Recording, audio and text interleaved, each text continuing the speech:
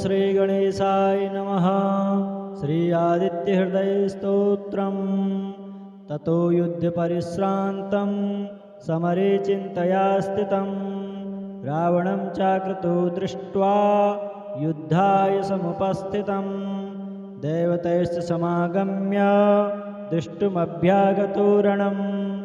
उपगम्य ब्रवीद्राम मगस्त्यो भगवास्तदा राम राम महाबाहो शृणु गुह्यं सनातनं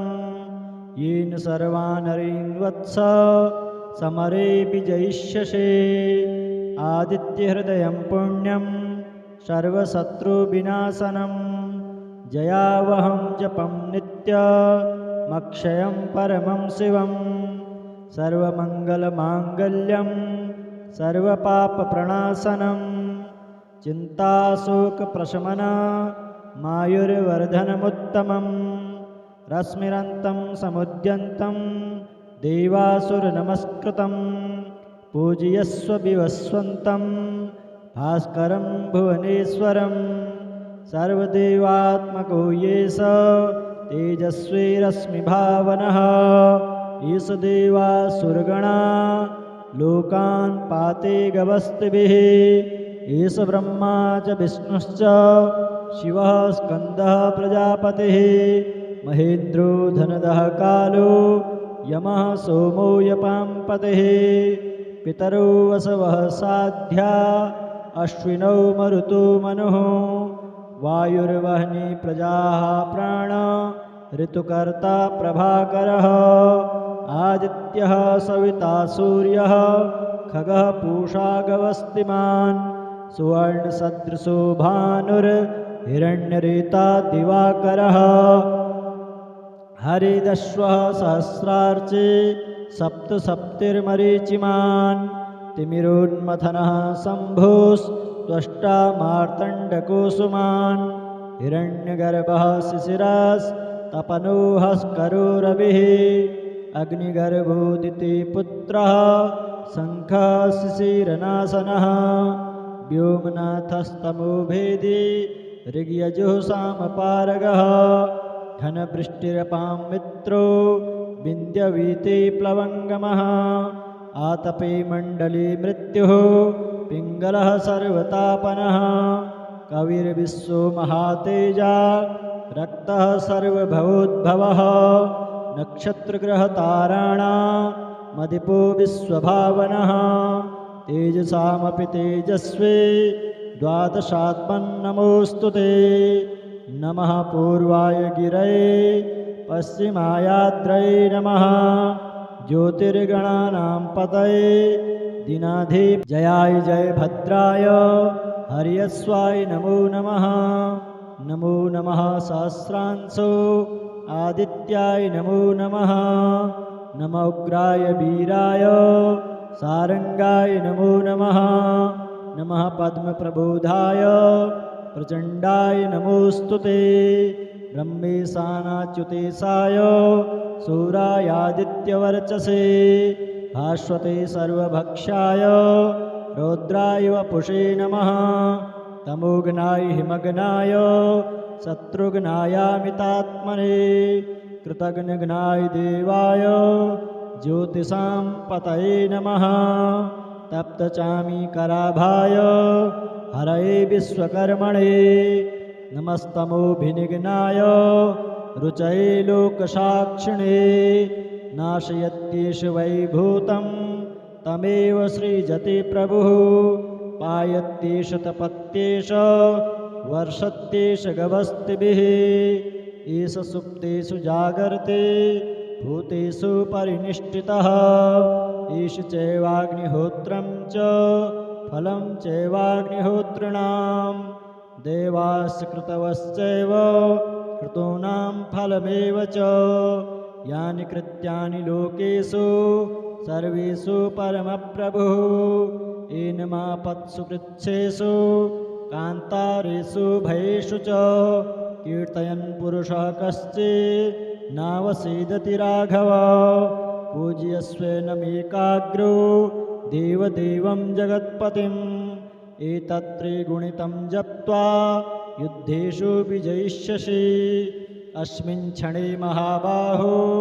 रावणं त्वं जहिष्यसि एवमुक्त्वा ततोऽगस्त्यो जगाम स यथागतम् एतच्छ्रुत्वा महातेजा नष्टशोको भवत्तदा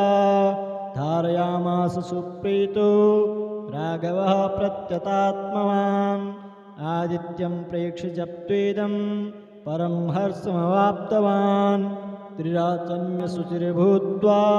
धनुरादाय रावणं प्रेक्ष्य हृष्टात्मा जयार्थं समुपागमात् सर्वयत्नेन महता वृतस्तस्य वधे भवत् अथ रविरवदन्निरीक्ष्यं रामं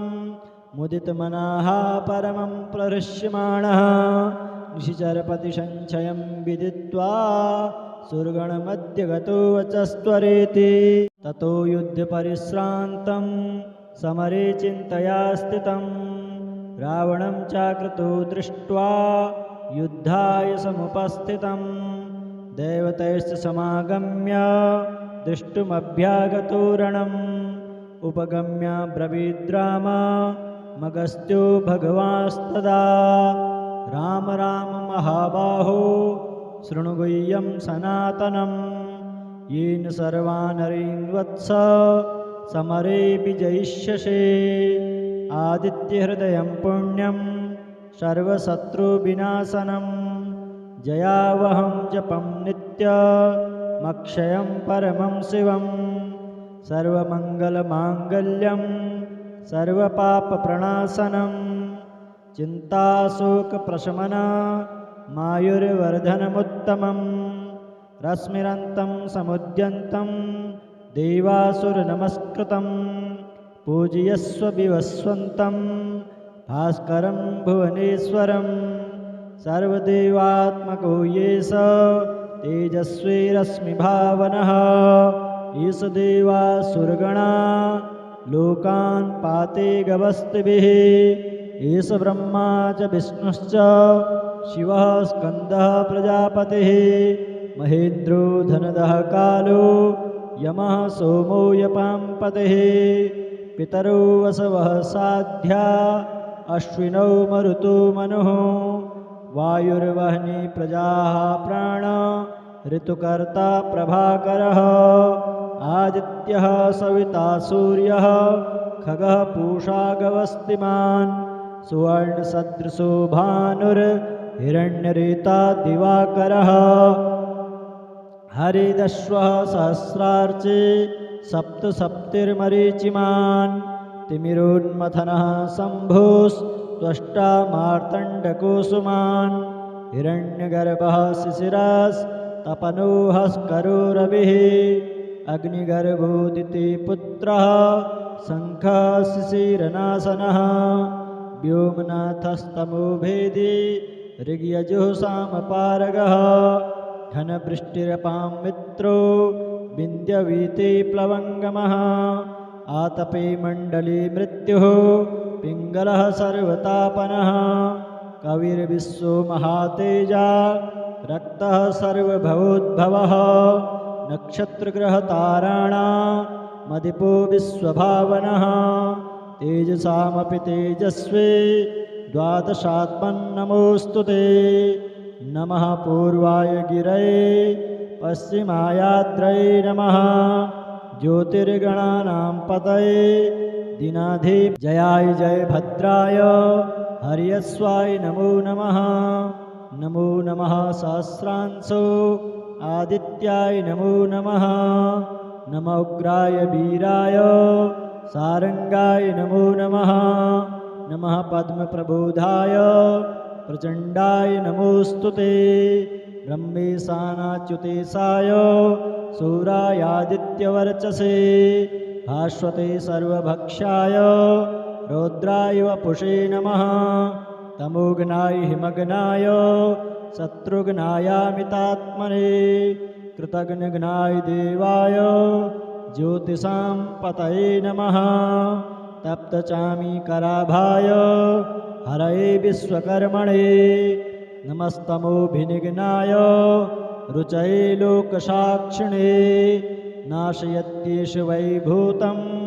तमेव सृजति प्रभुः पायत्येष तपत्येष वर्षत्येष गवस्तिभिः एष सुप्तेषु जागर्ते भूतेषु परिनिष्ठितः एष चैवाग्निहोत्रं च फलं चैवाग्निहोत्रिणां देवास्य कृतवश्चैव कृतूनां फलमेव च यानि कृत्यानि लोकेषु सर्वेषु परमप्रभुः एनमापत्सु कृच्छेषु कान्तारेषु भयेषु च कीर्तयन् पुरुषः कश्चित् नावसीदति राघव पूज्यस्वेनमेकाग्रो देवदेवं जगत्पतिम् एतत्त्रिगुणितं जप्त्वा युद्धेषु विजयिष्यसि अस्मिन् क्षणे महाबाहो रावणं त्वं जहिष्यसि एवमुक्त्वा ततो गस्त्यो जगाम स यथागतम् एतच्छ्रुत्वा महातेजा नष्टशोको भवत्तदा धारयामास सुप्रीतो राघवः प्रत्यतात्मवान् आदित्यं प्रेक्ष्य जप्त्वेदं परं हर्षमवाप्तवान् त्रिराचन्यसुचिर्भूत्वा धनुरादाय रावणं प्रेक्ष्य हृष्टात्मा जयार्थं समुपागमात् सर्वयत्नेन महता वृतस्तस्य वधे भवत् अथ रविरवदन्निरीक्ष्यं रामं मुदितमनाः परमं प्रहृष्यमाणः निशिचरपतिसञ्चयं विदित्वा सुरगणमध्य गतो वचस्त्वरेति ततो युद्धपरिश्रान्तं समरे चिन्तया स्थितं रावणं चाकृतो दृष्ट्वा युद्धाय समुपस्थितं देवतैश्च समागम्य दृष्टुमभ्यागतो रणम् उपगम्य ब्रवीद्राम मगस्त्यो भगवास्तदा राम राम महाबाहो शृणु गुह्यं सनातनं येन सर्वान् नरीन् वत्स समरे विजयिष्यसे आदित्यहृदयं पुण्यं सर्वशत्रुविनाशनं जयावहं जपं नित्यमक्षयं परमं शिवं सर्वमङ्गलमाङ्गल्यं सर्वपापप्रणाशनं चिन्ताशोकप्रशमनमायुर्वर्धनमुत्तमं रश्मिरन्तं समुद्यन्तं देवासुरनमस्कृतं पूजयस्व विवस्वन्तं भास्करं भुवनेश्वरं सर्वदेवात्मको येष तेजस्वी रश्मिभावनः ईश देवासुरगणा लोकान् पाते गवस्तिभिः ईश ब्रह्मा च विष्णुश्च शिवः स्कन्दः प्रजापतिः महेन्द्रो धनदः कालो यमः सोमो यपाम्पतिः पितरो वसवः साध्या अश्विनौ मरुतो मनुः वायुर्वह्नि प्रजाः प्राण ऋतुकर्ता प्रभाकरः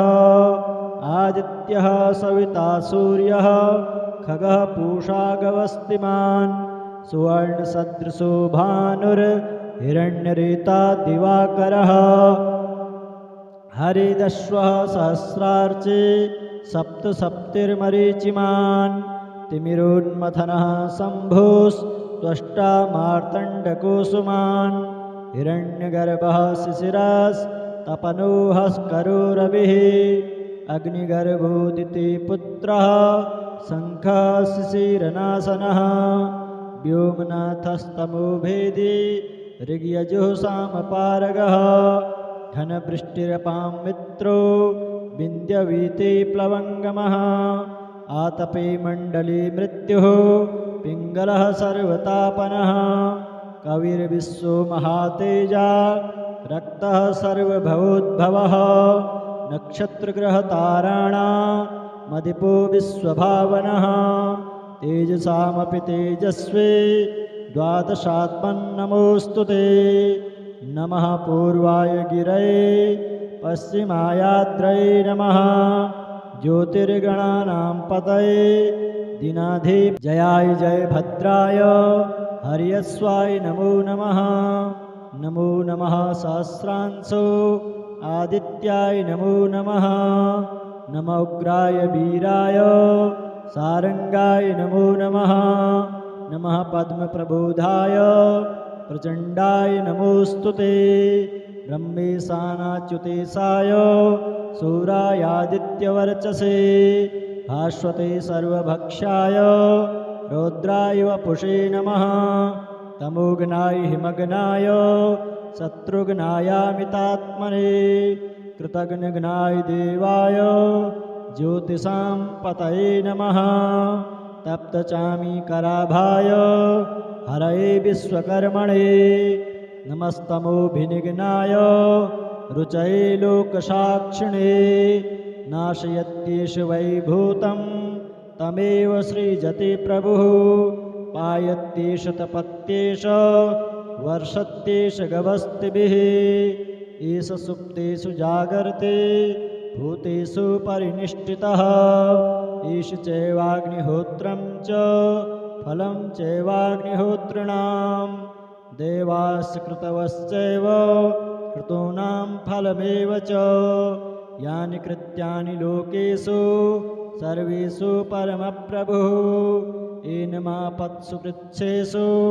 कान्तारेषु भयेषु च कीर्तयन् पुरुषः कश्चित् नावसीदति राघव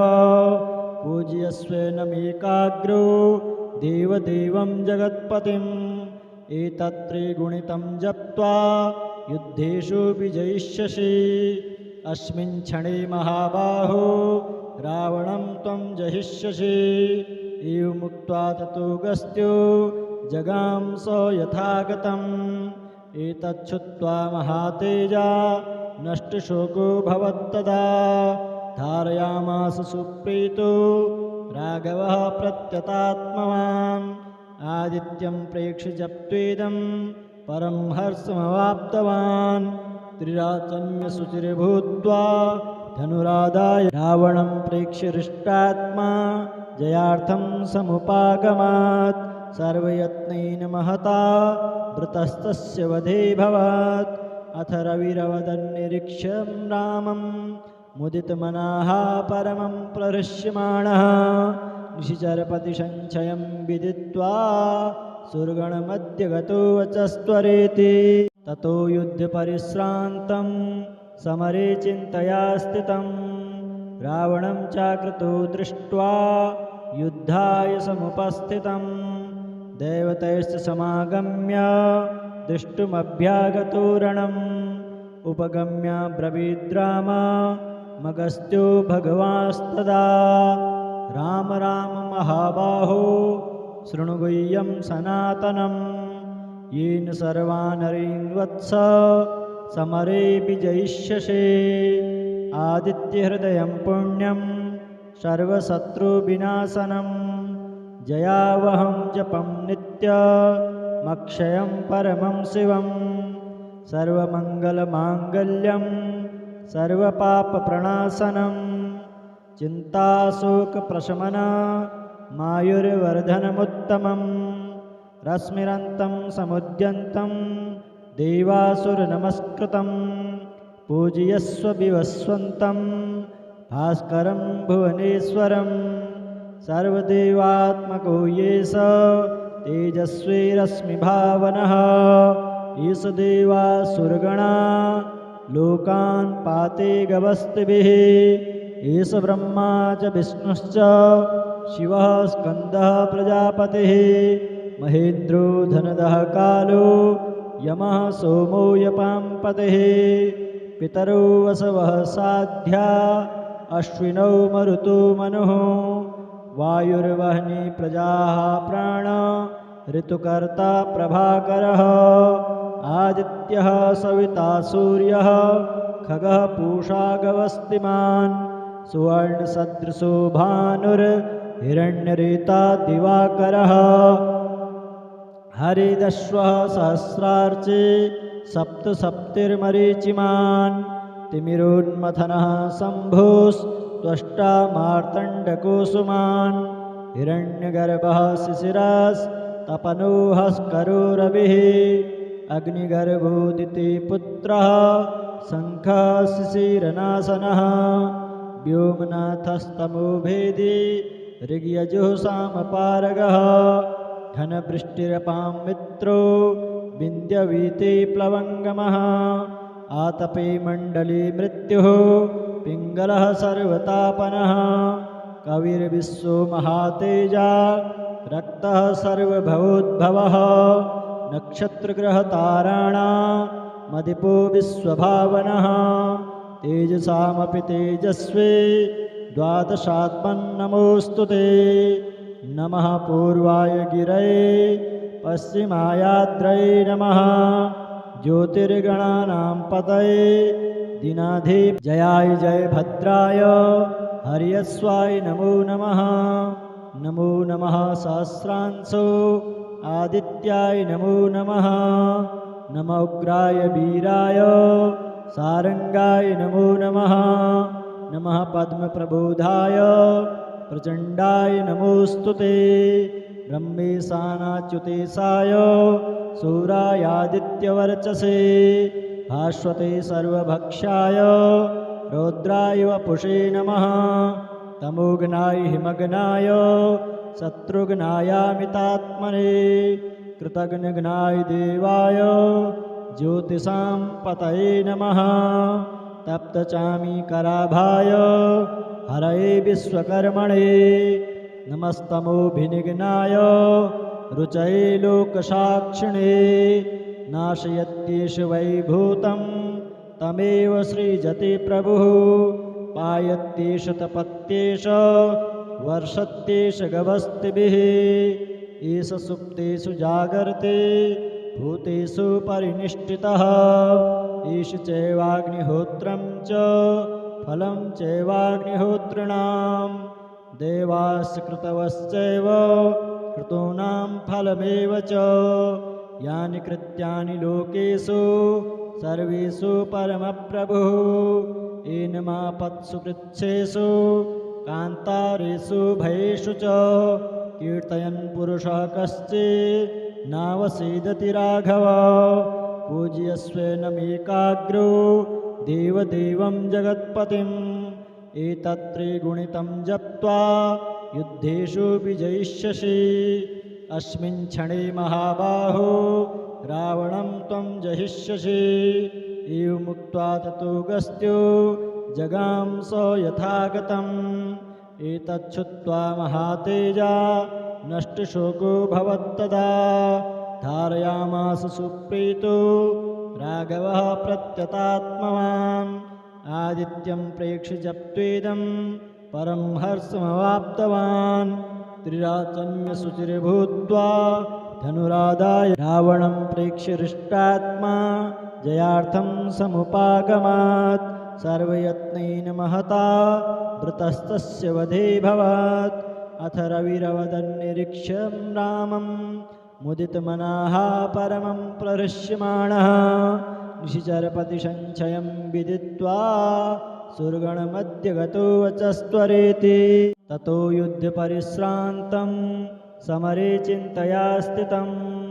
रावणं चाकृतो दृष्ट्वा युद्धाय समुपस्थितं देवतैश्च समागम्य दृष्टुमभ्यागतो रणम् उपगम्य ब्रवीद्राम मगस्त्यो भगवास्तदा राम राम महाबाहो शृणु गुह्यं सनातनं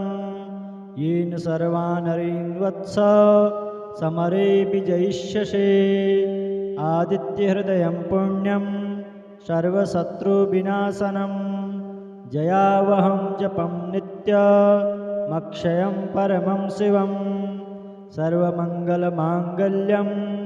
सर्वपापप्रणाशनं चिन्ताशोकप्रशमना मायुर्वर्धनमुत्तमं रश्मिरन्तं समुद्यन्तं देवासुरनमस्कृतं पूजयस्व विवस्वन्तं भास्करं भुवनेश्वरं सर्वदेवात्मको येष तेजस्वी रश्मिभावनः ईश देवासुरगणा लोकान् पाते गवस्तिभिः एष ब्रह्मा च विष्णुश्च शिवः स्कन्दः प्रजापतिः महेन्द्रो धनदः कालो यमः सोमो यपाम्पतिः पितरो वसवः साध्या अश्विनौ मरुतो मनुः वायुर्वह्नि प्रजाः प्राण ऋतुकर्ता प्रभाकरः आदित्यः सविता सूर्यः खगः पूषा गवस्तिमान् सुवर्णसदृशो भानुर्हिरण्यरेता दिवाकरः हरिदश्वः सहस्रार्चे सप्तसप्तिर्मरीचिमान् तिमिरोन्मथनः शम्भुस्त्वष्टा मार्तण्डकुसुमान् हिरण्यगर्भः शिशिरस्तपनोहस्करो रविः अग्निगर्भोदिति पुत्रः शङ्खः शिशिरनाशनः व्योमनाथस्तमो भेदी ऋग्यजुःसामपारगः घनवृष्टिरपां मित्रो विन्द्यवीते प्लवङ्गमः आतपे मण्डले मृत्युः पिङ्गलः सर्वतापनः कविर्विश्वो महातेजा रक्तः सर्वभवोद्भवः नक्षत्रग्रहताराणामधिपो विश्वभावनः तेजसामपि तेजस्वी द्वादशात्मन्नमोऽस्तु ते नमः पूर्वाय गिरये पश्चिमायाद्रये नमः ज्योतिर्गणानां पतये दीनाधिप जयाय जय भद्राय हर्यस्वाय नमो नमः नमो नमः सहस्रांशो आदित्याय नमो नमः नमो उग्राय वीराय सारंगाय नमो नमः नमः पद्मप्रबोधाय प्रचण्डाय नमोऽस्तु ते ब्रह्मेशानाच्युतेशाय सूरायादित्यवर्चसे भास्वते सर्वभक्षाय रौद्राय वपुषे नमः तमोघ्नाय हिमघ्नाय शत्रुघ्नायामितात्मने कृतघ्नघ्नाय देवाय ज्योतिषां पतये नमः तप्तचामीकराभाय हरये विश्वकर्मणे नमस्तमोभिनिघ्नाय रुचये लोकसाक्षिणे नाशयत्येष वैभूतं तमेव सृजति प्रभुः पायत्येष तपत्येष वर्षत्येष गवस्तिभिः एष सुप्तेषु जागर्ते भूतेषु परिनिष्ठितः एष चैवाग्निहोत्रं च फलं चैवाग्निहोत्रिणां देवास्य कृतवश्चैव कृतूनां फलमेव च यानि कृत्यानि लोकेषु सर्वेषु परमप्रभुः एनमापत्सु कृच्छेषु कान्तारेषु भयेषु च कीर्तयन् पुरुषः कश्चित् नावसीदति राघव पूज्यस्वेनमेकाग्रो देवदेवं जगत्पतिम् एतत्त्रिगुणितं जप्त्वा युद्धेषु विजयिष्यसि अस्मिन् क्षणे महाबाहो रावणं त्वं जहिष्यसि एवमुक्त्वा ततो गस्त्यो जगाम स यथागतम् एतच्छ्रुत्वा महातेजा नष्टशोको भवत्तदा धारयामास सुप्रीतो राघवः प्रत्यतात्मवान् आदित्यं प्रेक्ष्य जप्त्वेदं परं हर्षमवाप्तवान् त्रिराचन्यसुचिर्भूत्वा धनुरादाय रावणं प्रेक्ष्य हृष्टात्मा जयार्थं समुपागमात् सर्वयत्नेन महता वृतस्तस्य वधे भवत् अथ रविरवदन्निरीक्ष्यं रामं मुदितमनाः परमं प्रहृष्यमाणः निशिचरपतिसञ्चयं विदित्वा सुरगणमध्य गतो वचस्त्वरेति ततो युद्धपरिश्रान्तं समरे चिन्तया स्थितं रावणं चाकृतो दृष्ट्वा युद्धाय समुपस्थितं देवतैश्च समागम्य दृष्टुमभ्यागतो रणम् उपगम्य ब्रवीद्राम मगस्त्यो भगवास्तदा राम राम महाबाहो शृणु गुह्यं सनातनं येन सर्वानरीन् वत्स समरे विजयिष्यसे। आदित्यहृदयं पुण्यं सर्वशत्रुविनाशनं जयावहं जपं नित्यमक्षयं परमं शिवं। सर्वमङ्गलमाङ्गल्यं सर्वपापप्रणाशनं चिन्ताशोकप्रशमनमायुर्वर्धनमुत्तमं। रश्मिरन्तं समुद्यन्तं देवासुरनमस्कृतं पूजयस्व विवस्वन्तं भास्करं भुवनेश्वरं। सर्वदेवात्मको येष तेजस्वी रश्मिभावनः ईश देवासुरगणा लोकान् पाते गवस्तिभिः। एष ब्रह्मा च विष्णुश्च शिवः स्कन्दः प्रजापतिः महेन्द्रो धनदः कालो यमः सोमो यपाम्पतिः। पितरो वसवः साध्या अश्विनौ मरुतो मनुः वायुर्वह्नि प्रजाः प्राण ऋतुकर्ता प्रभाकरः। आदित्यः सविता सूर्यः खगः पूषा गवस्तिमान् सुवर्णसदृशो भानुर्हिरण्यरेता दिवाकरः। हरिदश्वः सहस्रार्चे सप्तसप्तिर्मरीचिमान् तिमिरोन्मथनः शम्भुस्त्वष्टा मार्तण्डकुसुमान् हिरण्यगर्भः शिशिरस्तपनोहस्करो रविः अग्निगर्भोदिति पुत्रः शङ्खः शिशिरनाशनः व्योमनाथस्तमो भेदी ऋग्यजुःसामपारगः घनवृष्टिरपां मित्रो विन्द्यवीते प्लवङ्गमः आतपे मण्डले मृत्युः पिङ्गलः सर्वतापनः कविर्विश्वो महातेजा रक्तः सर्वभवोद्भवः नक्षत्रग्रहताराणामधिपो विश्वभावनः तेजसामपि तेजस्वी द्वादशात्मन्नमोऽस्तु ते। नमः पूर्वाय गिरये पश्चिमायाद्रये नमः ज्योतिर्गणानां पतये दीनाधिप जयाय जय भद्राय हर्यस्वाय नमो नमः। नमो नमः सहस्रांशो आदित्याय नमो नमः। नमो उग्राय वीराय सारंगाय नमो नमः। नमः पद्मप्रबोधाय प्रचण्डाय नमोऽस्तु ते। ब्रह्मेशानाच्युतेशाय सूरायादित्यवर्चसे भास्वते सर्वभक्षाय रौद्राय वपुषे नमः। तमोघ्नाय हिमघ्नाय शत्रुघ्नायामितात्मने कृतघ्नघ्नाय देवाय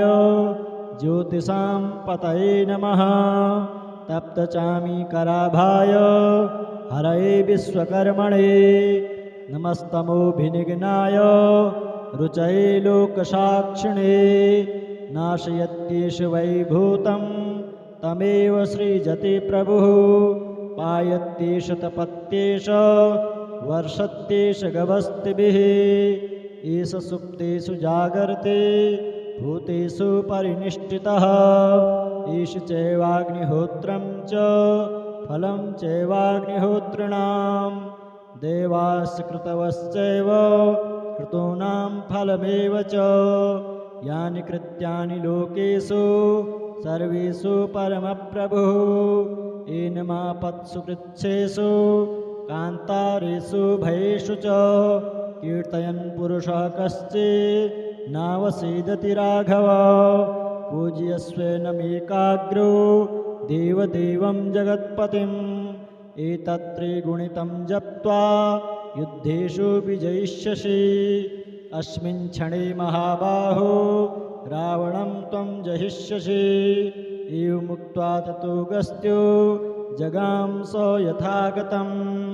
एतच्छ्रुत्वा महातेजा नष्टशोको भवत्तदा धारयामास सुप्रीतो राघवः प्रत्यतात्मवान् आदित्यं प्रेक्ष्य जप्त्वेदं परं हर्षमवाप्तवान् त्रिराचन्यसुचिर्भूत्वा धनुरादाय रावणं प्रेक्ष्य हृष्टात्मा जयार्थं समुपागमात् सर्वयत्नेन महता वृतस्तस्य वधे भवत् अथ रविरवदन्निरीक्ष्यं रामं मुदितमनाः परमं प्रहृष्यमाणः निशिचरपतिसञ्चयं विदित्वा सुरगणमध्य गतो वचस्त्वरेति ततो युद्धपरिश्रान्तं समरे चिन्तया स्थितं रावणं चाकृतो दृष्ट्वा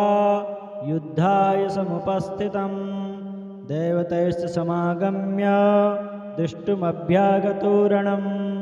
उपगम्य ब्रवीद्राम मगस्त्यो भगवास्तदा राम राम महाबाहो शृणु गुह्यं सनातनं येन सर्वान् नरीन् वत्स समरे विजयिष्यसे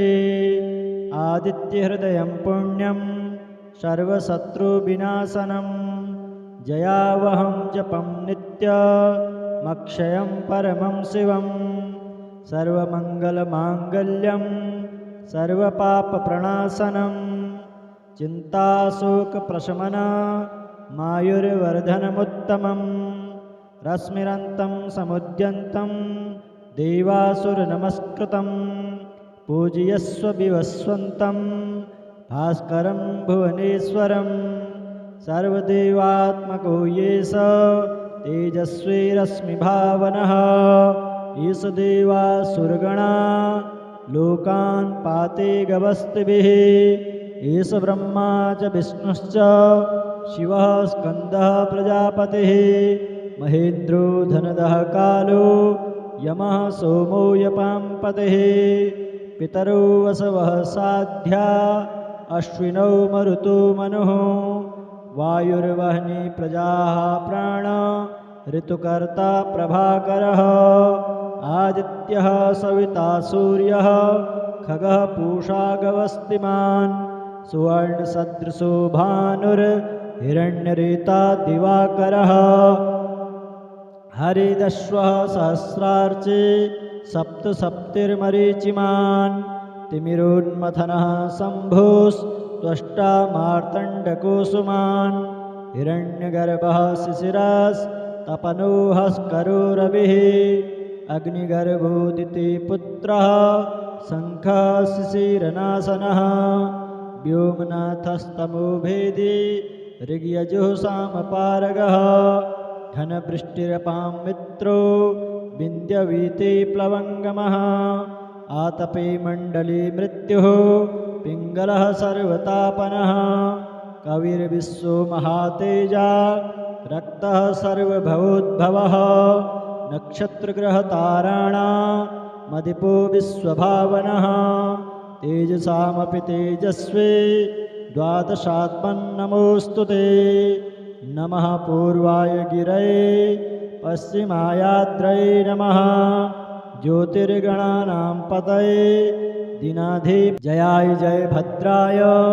हर्यस्वाय नमो नमः नमो नमः सहस्रांशो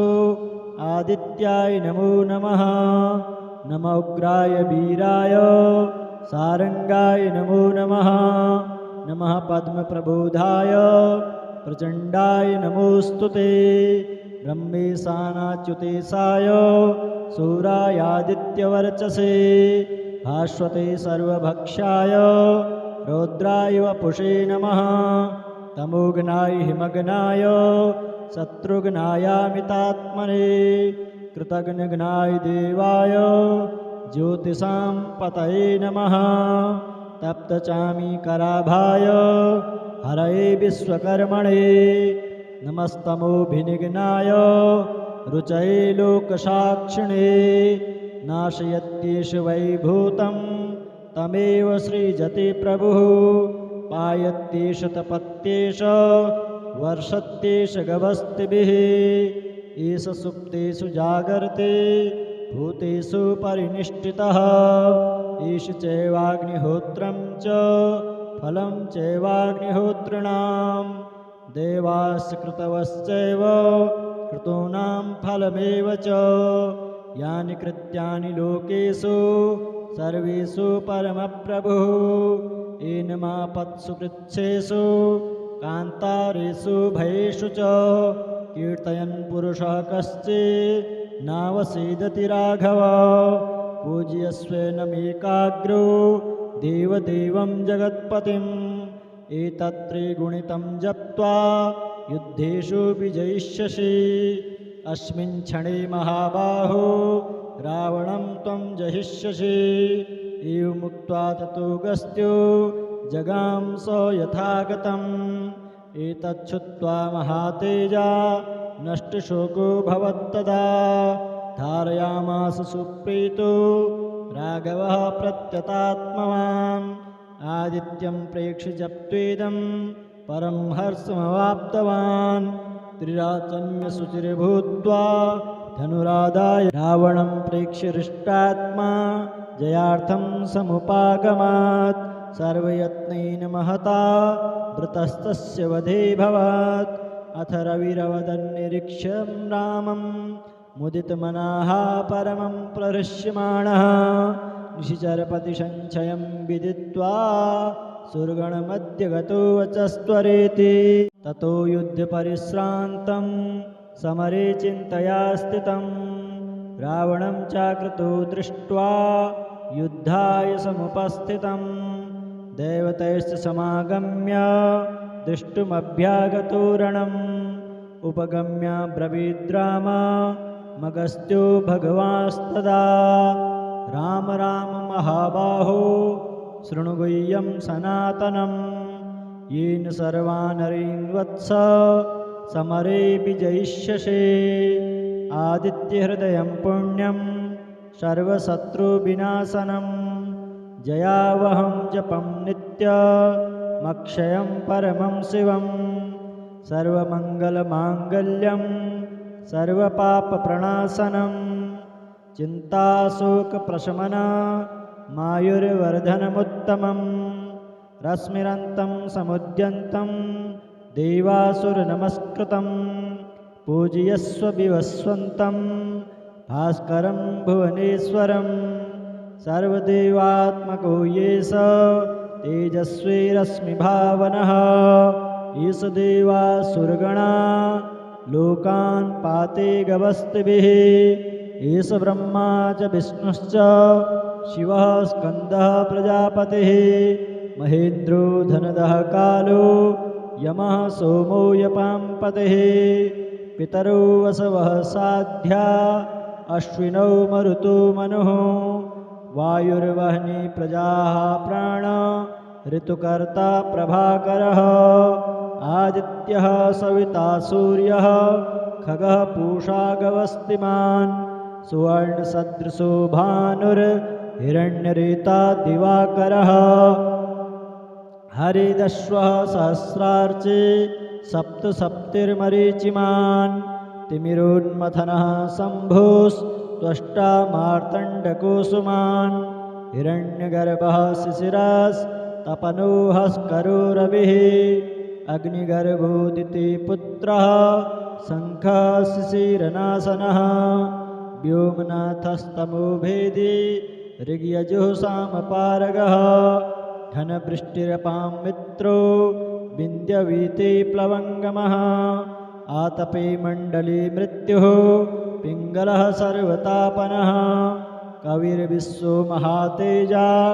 रक्तः सर्वभवोद्भवः नक्षत्रग्रहताराणामधिपो विश्वभावनः तेजसामपि तेजस्वी द्वादशात्मन्नमोऽस्तु ते नमः पूर्वाय गिरये पश्चिमायाद्रये नमः ज्योतिर्गणानां पतये दीनाधिप जयाय जय भद्राय हर्यस्वाय नमो नमः नमो नमः सहस्रांशो आदित्याय नमो नमः नमः उग्राय वीराय सारंगाय नमो नमः नमः पद्मप्रबोधाय प्रचण्डाय नमोऽस्तु ते ब्रह्मेशानाच्युतेशाय सूरायादित्यवर्चसे भास्वते सर्वभक्षाय रौद्राय वपुषे नमः तमोघ्नाय हिमघ्नाय शत्रुघ्नायामितात्मने कृतघ्नघ्नाय देवाय ज्योतिषां पतये नमः तप्तचामीकराभाय हरये विश्वकर्मणे नमस्तमोभिनिघ्नाय रुचये लोकसाक्षिणे नाशयत्येष वैभूतं तमेव सृजति प्रभुः पायत्येष तपत्येष वर्षत्येष गभस्तिभिः एष सुप्तेषु जागर्ते भूतेषु परिनिष्ठितः एष चैवाग्निहोत्रं च फलं चैवाग्निहोत्रिणां देवास्य कृतवश्चैव कृतूनां फलमेव च यानि कृत्यानि लोकेषु सर्वेषु परमप्रभुः एनमापत्सु कृच्छेषु कान्तारेषु भयेषु च कीर्तयन् पुरुषः कश्चित् नावसीदति राघव पूज्यस्वेनमेकाग्रो देवदेवं जगत्पतिम् एतत्त्रिगुणितं जप्त्वा युद्धेषु विजयिष्यसि